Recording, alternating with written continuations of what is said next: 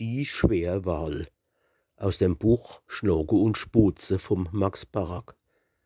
Wann mich einmal eins auf die Prob stelle tät, dass ich sozusagen zu wählen hätt, ob ich s allerschönste Mädchen von der Welt wollt habe oder en Haufen Geld, dann wär mir, das sag ich offen, die Wahl e bisselchen schwer und recht fatal. E Mädchen zwar, so e herziges, kleines Blondinchen, das ganz allein wär mei, in Lieb und in Treu, das wär was arg Schönes. Das müsst jo de Himmel auf Erde sei.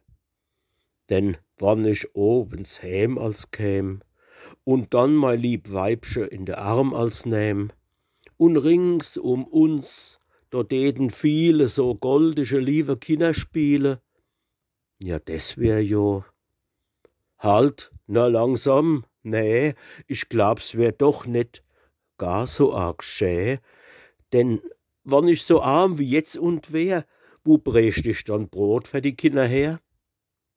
Nee, nee, es hat sein Hoge, sei Idem damit.